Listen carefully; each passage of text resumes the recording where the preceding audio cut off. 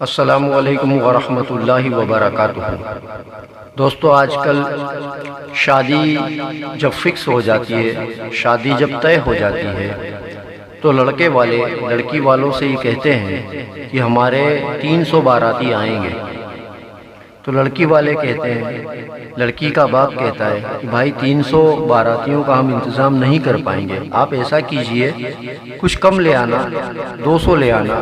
तो लड़के वाला कहता है कि ऐसा है कि अगर पूरे गांव से हम सिर्फ एक एक इंसान को भी पूछेंगे तो 100 घर गांव में, तो 100 इंसान तो ये हो गए, और फिर रहे हमारे रिश्तेदार और फिर हमारे घर की औरतें। अब इसमें हम किसको लें और किसको छोड़ें? ये तो आपकी हैसियत कम है, इसलिए हमने 300 लोगों का कहा है, वरना हमारे इंसान, हमारे मेहमान, हमारे रिश्तेदार तो 500 से भी ज़्यादा है। लेकिन आपकी हालत देखते हुए हम 300 इंसानों का इंतज़ाम कर रहे हैं।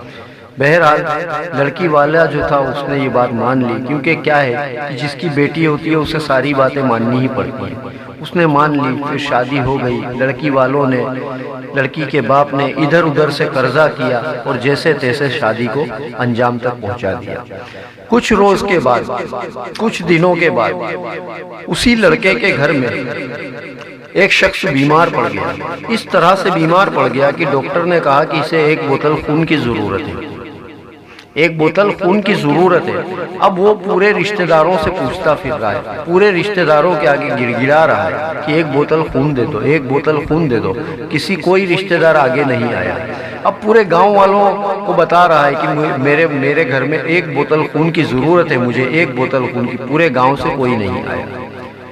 अब दोस्तों, उसके बाद उसने सोशल मीडिया पर अपलोड किया, गुहार लगाई, तब किसी बाहर वाले इंसान ने आकर उसका काम किया, उसकी मदद की। अब आप बताइए, ये वही गांव वाले हैं, ये वही रिश्तेदार हैं जिनके लिए इस शख्स ने बेटी वालों को ये कहा था कि हमारे लोग। बताइए, ये इतने 300 हमारे लोगों में एक भी इंसान नहीं निकला जो इसे एक बोतल खून दे दे। इसी तरह से अगर कोई मामला बन जाए, मामला कोर्ट कचहरी का बन जाए, और कोर्ट में अगर जामीन लेने के लिए 2 शख्स की जरूरत पड़ जाए, तो क्या इस पूरे गांव में या इसके पूरी बिरादरी में कोई 2 लोग आएंगे इसके लिए, जो इसके लिए जामीन बन जाए? हरगिज नहीं। तो दोस्तों, ये इस तरह की झूठी रिश्तेदारियों से बाहर निकले। ऐसे रिश्तेदारों के लिए किसी लड़की वालों पर बोझ मत डालिए। और मेरा तो ऐसा मानना है कि दावत भी सिर्फ उसे ही दीजिए, दावत भी सिर्फ उसे ही दीजिए जो आपके आड़े वक्त में खड़ा हो सके, वरना ऐसी रिश्तेदारी की कोई ज़रूरत नहीं कि आप ऐसे रिश्तेदारों को निभाने के लिए एक लड़की के बाप को कर्ज लेने पर मजबूर कर दें।